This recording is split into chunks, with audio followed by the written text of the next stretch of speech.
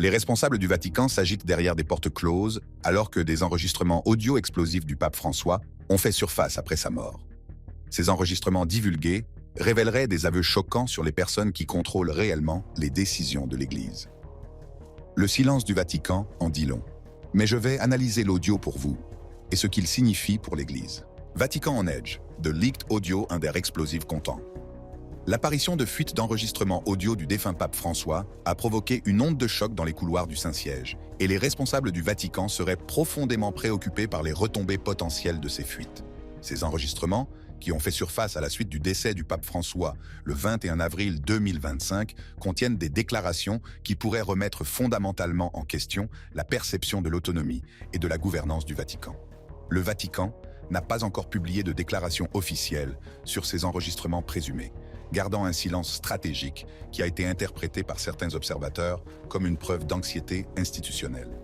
Cette réaction s'inscrit dans le droit fil de la manière dont le Saint-Siège a traité les fuites dans le passé, notamment les scandales VatiLeaks de 2013 et 2015, qui ont mis en lumière la corruption interne et les luttes de pouvoir. Les enregistrements allégués se répartissent en deux catégories distinctes. Les enregistrements vérifiés de 2021 liés au procès pénal du Vatican contre le cardinal Angelo Becciu et les affirmations non vérifiées concernant des enregistrements plus récents datant de 2025.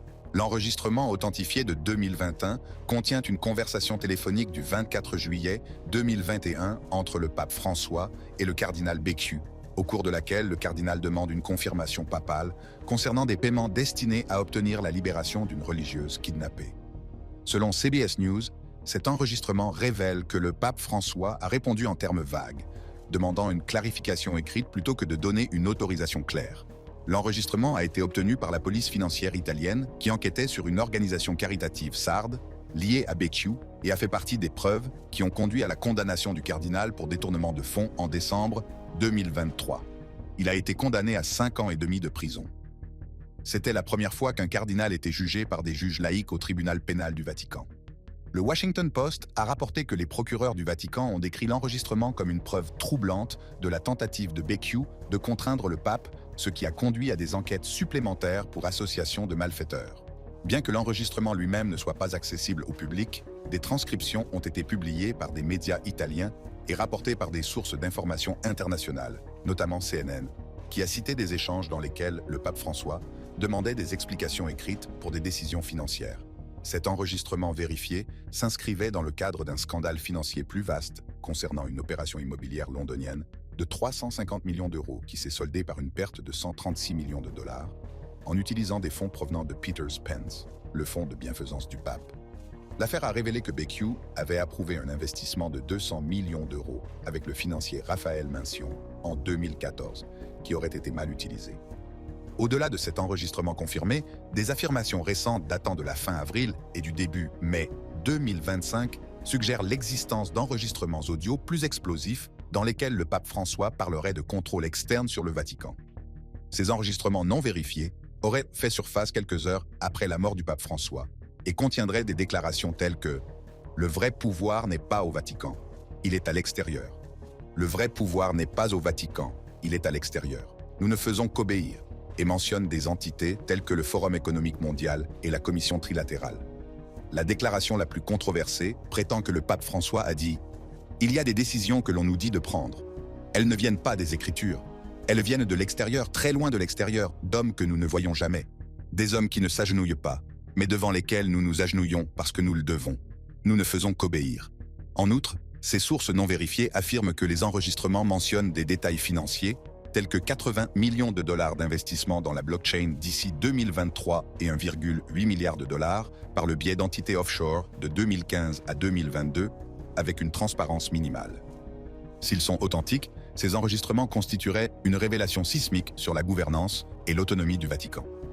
L'affirmation selon laquelle des entités extérieures exercent un contrôle sur les décisions du Vatican contredit l'idée que l'Église se fait d'elle-même en tant qu'institution souveraine, guidée par la tradition sacrée et l'autorité papale. Cela expliquerait pourquoi le Vatican pourrait être profondément préoccupé par leur impact potentiel sur la crédibilité institutionnelle. Le moment choisi pour ces fuites présumées, immédiatement après le décès du pape François, ajoute une nouvelle couche de complexité. Ces moments de transition sont historiquement des périodes de vulnérabilité pour les institutions, lorsque des tensions internes peuvent apparaître et que des acteurs externes peuvent chercher à influencer le processus de succession. Le Vatican serait particulièrement sensible aux influences déstabilisantes pendant la transition du pape Léon XIV. Selon des initiés du Vatican, si les enregistrements sont authentiques, la préoccupation de l'institution portera non seulement sur le contenu, mais aussi sur l'identification de la source. Les fuites proviennent traditionnellement du Vatican lui-même, ce qui soulève des questions sur la loyauté et la sécurité interne. L'implication potentielle d'individus proches du pape François serait particulièrement troublante pour une institution fondée sur la confiance hiérarchique.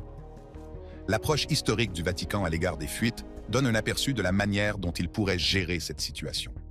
Lors de Vatileaks II, en 2015, le pape François a condamné les fuites comme un crime déplorable, mais a mis l'accent sur la poursuite des réformes. Il a notamment arrêté 2 suspects et lancé un appel public à la prière pour le bien de l'Église, ce qui témoigne d'une réponse structurée plutôt que d'un mouvement de panique. Les réformes financières lancées par le pape François en 2014 ont consisté à créer le secrétariat à l'économie, à faire appel à des auditeurs externes tels que PricewaterhouseCoopers et à fermer des milliers de comptes suspects. Ces mesures suggèrent une position proactive dans la lutte contre la corruption, plutôt qu'une réaction motivée par la peur. Cependant, les déficits financiers ont persisté, le secrétariat devant faire face à un déficit de 75 millions de dollars en 2023 et les actifs nets chutant de 6% pour atteindre 4,6 milliards de dollars. L'hésitation du Vatican à aborder directement les enregistrements présumés de 2025 peut refléter une décision stratégique visant à éviter de donner de la crédibilité à des affirmations non vérifiées.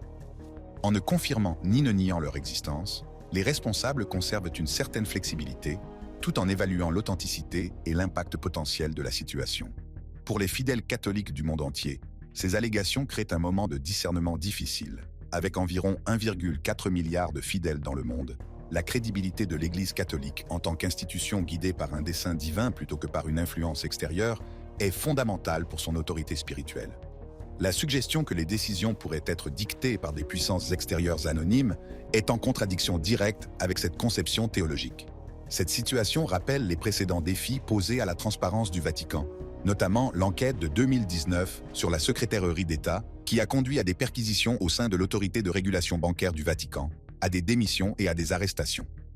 Le pape François a rencontré les auditeurs en décembre 2023, les exhortant à une discrétion miséricordieuse, tout en mettant l'accent sur la transparence, dans le cadre d'une affaire de corruption historique impliquant le cardinal Becciu et d'autres personnes accusées de détournement de fonds et de fraude. Alors que le Vatican fait face à ce nouveau défi sous une nouvelle direction, la réponse de l'institution sera suivie de près par les fidèles et les détracteurs. Les enregistrements présumés, qu'ils soient authentiques ou non, mettent en lumière les tensions permanentes entre tradition et transparence, autorité spirituelle et responsabilité institutionnelle, qui ont caractérisé l'Église catholique moderne.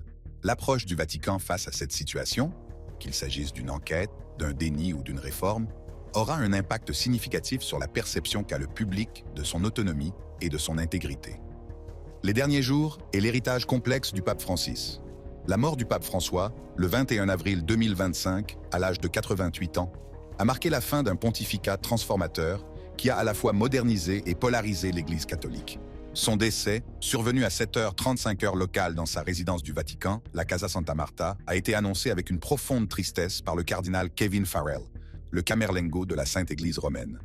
La santé du pape François se détériorait depuis des mois, avec une hospitalisation pour une pneumonie bilatérale qui a débuté le 14 février 2025 et a duré 38 jours. Sa dernière apparition publique a eu lieu le dimanche de Pâques 20 avril 2025, un jour avant sa mort, où sa fragilité était évidente alors qu'il demandait de l'aide pour délivrer son traditionnel message « Urbi et Orbi ». Ce message de Pâques, axé sur la paix dans les zones de conflit comme Gaza, l'Ukraine et le Yémen, est devenu son dernier enseignement public. Il a appelé à un cessez-le-feu, à la libération des otages et au désarmement mondial, en insistant sur la liberté de religion et de pensée. Selon l'agence de presse catholique, il a exhorté les dirigeants mondiaux à ne pas céder à la logique de la peur, encourageant les initiatives visant à aider les nécessiteux et à lutter contre la faim. Fait remarquable, en ce dernier jour, le pape François a également rencontré le vice-président américain J.D. Vance à la Casa Santa Marta. Cette rencontre de 15 minutes, décrite comme un échange de vœux de Pâques, a eu lieu malgré la détérioration évidente de l'état de santé du pape. Cette rencontre a pris une importance supplémentaire compte tenu des relations précédemment tendues entre le pape François et l'administration Trump au sujet des politiques d'immigration. Après sa mort, les hommages ont afflué de la part des dirigeants du monde entier, toutes tendances politiques confondues.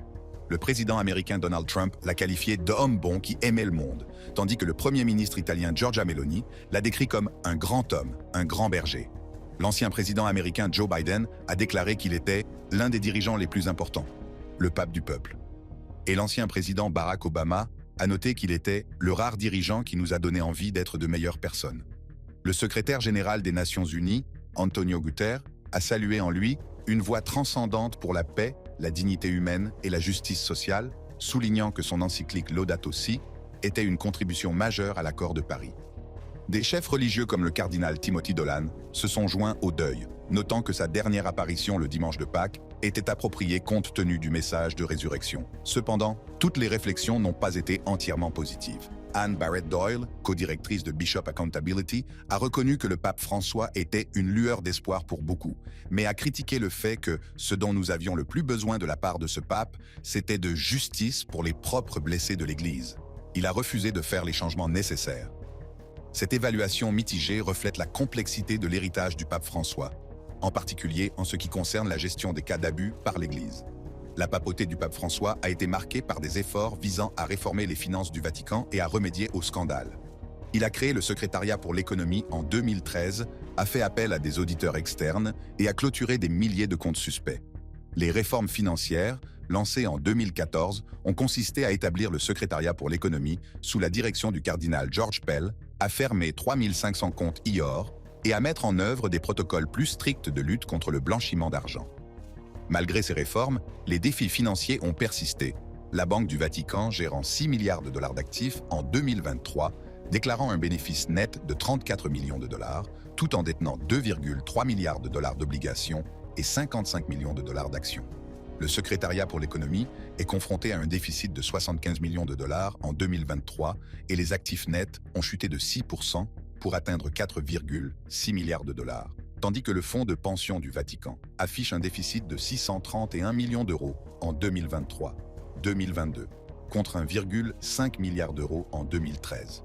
Au-delà des questions financières, le pape François a pris des mesures importantes pour lutter contre les abus sexuels commis par des clercs, bien que les critiques aient fait valoir que ces actions étaient insuffisantes.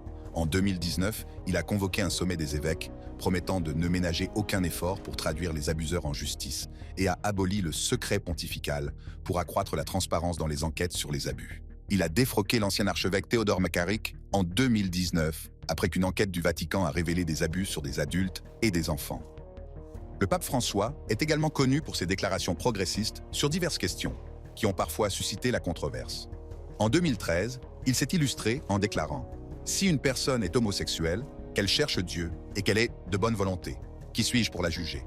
Cette déclaration, bien que considérée comme progressiste, contrastait avec les enseignements traditionnels de l'Église, qualifiant les actes homosexuels de intrinsèquement désordonnés. Selon AP News, le pape François a fait de nombreuses déclarations équilibrant la doctrine traditionnelle avec une approche plus inclusive. En 2018, il a dit à un homosexuel « Dieu t'a fait ainsi et il t'aime », sans pour autant modifier l'enseignement officiel de l'Église. En 2023, il a déclaré « Être homosexuel n'est pas un crime », tout en précisant que l'activité homosexuelle reste un péché selon l'enseignement moral catholique.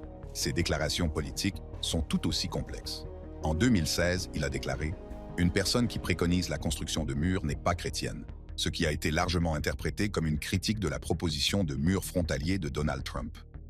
En 2024, il a critiqué les deux candidats à la présidence des États-Unis pour leur politique anti-vie en matière d'avortement et de migration, conseillant aux catholiques de choisir le moindre mal. L'approche du pape François en matière de relations internationales a parfois suscité des critiques. En 2022, après l'invasion de l'Ukraine par la Russie, il a maintenu le dialogue avec l'Église orthodoxe russe pro-Poutine, s'attirant des critiques pour ne pas avoir explicitement condamné la Russie. Son attitude conciliante à l'égard de la Chine, y compris un accord controversé sur les nominations d'évêques, a été accusée d'abandonner l'Église catholique clandestine aux persécutions des autorités communistes.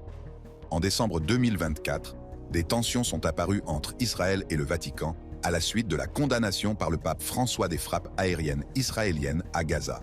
Le ministère israélien des Affaires étrangères a accusé le pape de faire 2 poids, 2 mesures, arguant que ses remarques ignoraient le contexte de la lutte d'Israël contre le terrorisme, et l'a critiqué pour ne pas avoir abordé les actions du Hamas. Malgré ces controverses, la défense de la justice sociale par le pape François est restée un aspect déterminant de son pontificat. Il a critiqué ouvertement les excès du capitalisme moderne et a promu un capitalisme inclusif lors de ses rencontres avec des chefs d'entreprise. Il a publié 2 encycliques papales sur le changement climatique en 2015 et en 2023, exhortant à agir contre la pollution atmosphérique et la hausse des températures, positionnant l'Église comme un chef de file en matière de gestion de l'environnement. Le pape François a également laissé sa marque sur la direction de l'Église en nommant plus de la moitié du collège des cardinaux, avec près de 80% des cardinaux électeurs de moins de 80 ans pouvant voter lors du conclave qui élira son successeur. Cette influence a contribué à façonner la sélection du pape Léon XIV et continuera à influencer la direction de l'Église pour les années à venir. L'organisation de ses funérailles et de son enterrement reflète l'humilité de son approche du pouvoir. Conformément au livre liturgique mis à jour pour les funérailles papales, approuvé en avril 2024, François a demandé des rites simplifiés, mettant l'accent sur la foi dans le corps ressuscité du Christ. Son corps a été placé dans un cercueil immédiatement après la constatation du décès et l'exposition publique a commencé le 23 avril 2025 dans la basilique Saint-Pierre, le cercueil n'étant pas placé sur un piédestal comme c'est traditionnellement le cas. Alors que l'Église et le monde réfléchissent à l'héritage du pape François, les discussions se tournent inévitablement vers le processus de sélection de son successeur.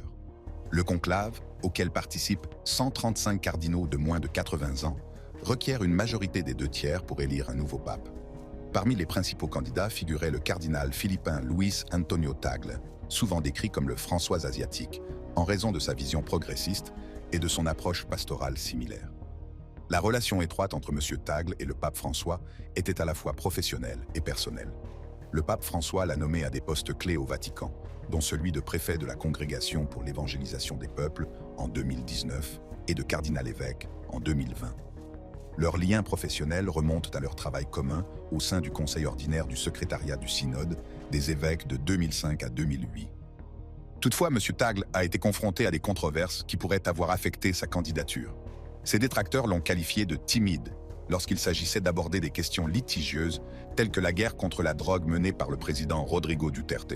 En mars 2025, le réseau des survivants des personnes abusées par des prêtres a demandé au Vatican d'enquêter sur sa conduite dans les affaires d'abus.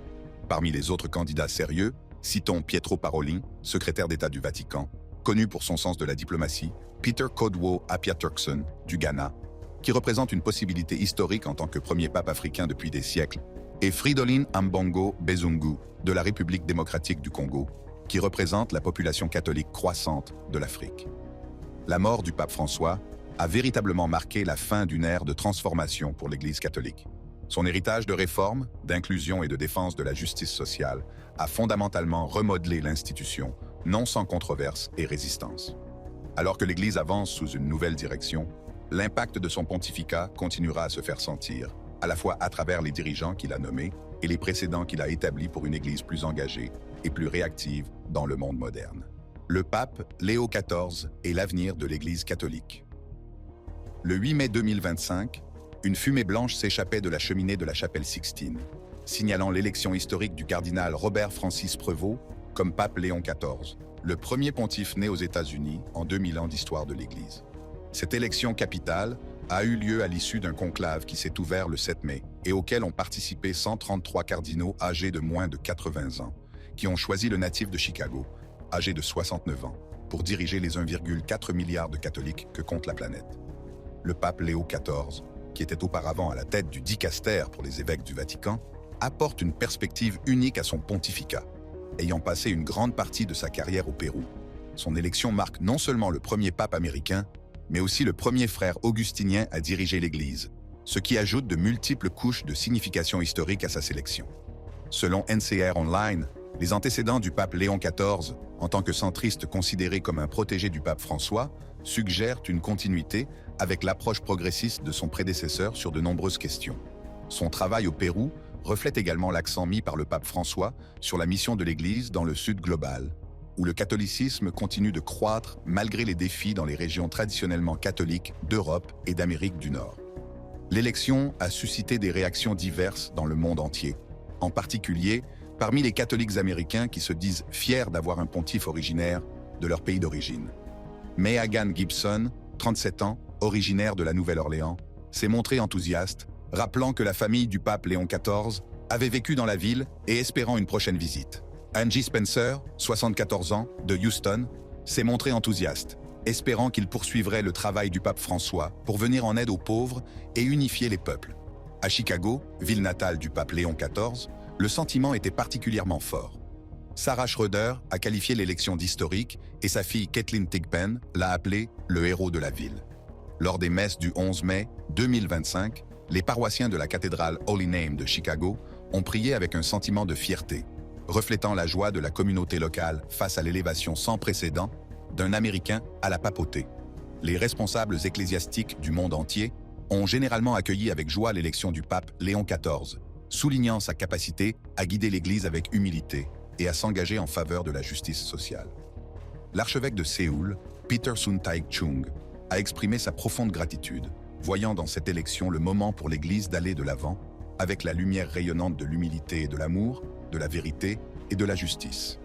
Le père Isaac Sagastum, de Washington, a espéré que l'Église accueillerait le nouveau pape avec joie et un zèle missionnaire renouvelé. Cependant, les réactions n'ont pas toutes été positives. Rebecca Tabiani, 48 ans, originaire du New Jersey et vivant à Rome, a exprimé sa déception en déclarant « Je n'aime pas le message que cela envoie au monde » et en évoquant la honte que lui inspire la politique américaine actuelle. Ce sentiment reflète des préoccupations plus larges concernant la perception de l'influence des États-Unis sur le leadership religieux mondial, compte tenu notamment du rôle complexe et parfois controversé de l'Amérique dans les affaires internationales. Les réactions sur les réseaux sociaux ont été tout aussi mitigées, certains à droite disséquant les anciens messages du pape Léon XIV sur les réseaux sociaux, qui critiquaient notamment le président Donald Trump et le vice-président J.D. Vance. Ces messages ont suscité un débat sur les tendances politiques du nouveau pape et sur la manière dont elles pourraient influencer sa direction de l'Église mondiale. Des personnalités politiques se sont également exprimées sur cette élection historique. L'ancien président américain Joe Biden, fervent catholique, a publié sur X « Habemus Papam » que Dieu bénisse le pape Léon XIV de l'Illinois, exprimant ainsi ses félicitations. L'ancien président George W. Bush a qualifié cette élection de moment historique et plein d'espoir pour les catholiques d'Amérique et pour les fidèles du monde entier, soulignant l'impact mondial de cette sélection sans précédent. Les premières déclarations du pape Léon XIV suggèrent qu'il a l'intention d'honorer l'héritage du pape François tout en établissant ses propres priorités. Sa première homélie en tant que pape, décrite dans la transcription de NPR, s'est concentrée sur la paix, l'unité et l'hommage au pape François, sans mentionner les prétendues fuites d'audio qui ont suscité des inquiétudes au sein du Vatican. Selon Vatican News, ses premiers mots en tant que pape ont été « La paix soit avec vous tous », soulignant un message d'unité et de réconciliation. Cela suggère un désir de dépasser les controverses et de se concentrer sur la mission spirituelle de l'Église, même s'il sera inévitablement confronté à des questions sur les enregistrements présumés et à d'autres défis hérités de son prédécesseur. L'analyse par NPR de la position du pape Léon XIV sur les questions clés indique qu'il est susceptible de poursuivre les vues progressistes du pape François sur des questions sociales telles que l'environnement et la migration, bien que ses positions sur des questions litigieuses telles que le conflit israélo-arabe restent moins définies. En tant que pape américain, il pourrait apporter des perspectives uniques aux conflits mondiaux, même s'il devra trouver un équilibre entre ses origines nationales et son rôle universel en tant que chef d'une Église mondiale. L'un des défis immédiats du pape Léon XIV sera de s'attaquer aux scandales financiers qui ont émergé pendant le pontificat du pape François. La Banque du Vatican, ou Institut pour les œuvres de religion, IOR, a été au centre de controverses, avec un rapport Moneval de 2012 révélant 8 milliards de dollars d'actifs répartis sur 33 000 comptes et n'ayant pas respecté 7 des 16 recommandations clés en matière de lutte contre le blanchiment d'argent. Malgré les réformes du pape François, les déficits financiers ont persisté, le secrétariat pour l'économie étant confronté à un déficit de 75 millions de dollars en 2023 et les actifs nets ayant chuté de 6% pour atteindre 4,6 milliards de dollars. Le Fonds de pension du Vatican affiche un déficit de 631 millions d'euros en 2022, contre 1,5 milliard d'euros en 2013, ce qui indique des tensions financières persistantes auxquelles le nouveau pape devra s'attaquer. Une autre question cruciale qui attend l'attention du pape Léon XIV est la gestion par l'Église des abus sexuels commis par des clercs. Le pape François a fait des progrès significatifs dans ce domaine, en abolissant le secret pontifical en 2019 afin d'accroître la transparence des enquêtes sur les abus.